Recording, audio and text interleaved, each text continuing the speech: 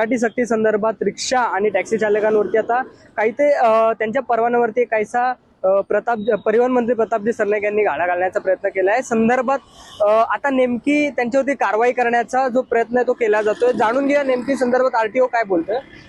Sir, आता नुकतेच आपल्याला रिक्षा चालकांना आता तुम्ही बाजूला घेऊन त्यांच्याकडे मराठी येते की नाही किंवा परवाने आहेत का अशी कारवाई केली जाते, काय बोलायला असेल?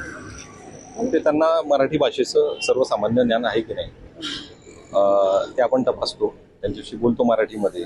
परमिट होल्डर कोण आहे, किती वर्ष झाले, त्यावरनं आपल्याला साधारण अंदाज देऊन जातो यांना मराठी कितपत येतं। ज्यांना येत नाही त्यांची आपण डिटेल्स आपल्याकडे नोंद करून घेतो, त्यांची सही घेतो, ते आपण कार्यालयाला पुढील आदेशाकरता पाठवतो। त्यानंतर ते फोन करून त्यांना बोलून क्लासेसला बोलवतात किंवा त्यांनाही सांगितलं की तुम्ही ऑनलाईन मराठी शिकून घ्या, 15 ऑगस्टपर्यंत तुम्हाला वेळ आहे। 15 ऑगस्ट पर्यंत वेळ दिलाय, पण आतापासून सुरुवात झाली असं वाटतंय का?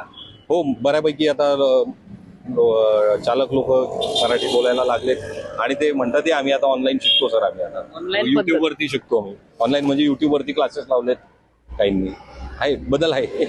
तरी आता म्हणजे आता या क्षणापर्यंत कितीतरी पर्यंत आपण रिक्षा घेतल्या असेल, ऑटोमध्ये कारवाई केली असेल किंवा त्यांच्याकडून किती असे डिटेल आले अंदाजे? म्हणजे 5 तारखेपासून करतोय आपण, 5 तारखेपासून कारवाई करतो आहे।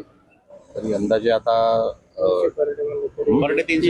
पर डे 250-300 आम्ही रिक्षा चेक करतो, तरी 3,000-4,500 आमचे झाले असतील। आता तसा आकडा माझ्याकडे तोंडपाठ नाहीये। धन्यवाद सर आपण दिलेल्या माहितीबद्दल।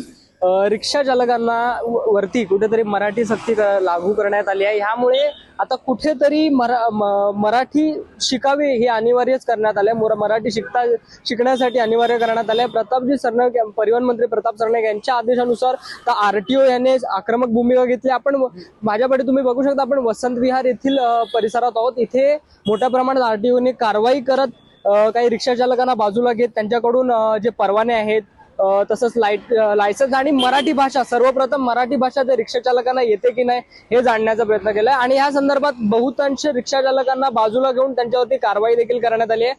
आणि त्याचप्रमाणे बऱ्याचशा याच्यामध्ये काही परप्रांतीय देखील आढळून आले, त्यांच्यावरती कारवाई केली जाते। त्यांना मुदत दिली जाते 16 ऑगस्ट हा ऍक्च्युअल डेट ही जी आहे ती तारीख नमूद करण्यात आली की मराठी सक्तीची ती मूळ तारीख असेल, त्यानंतर मात्र परवाने रद्द केले जातील।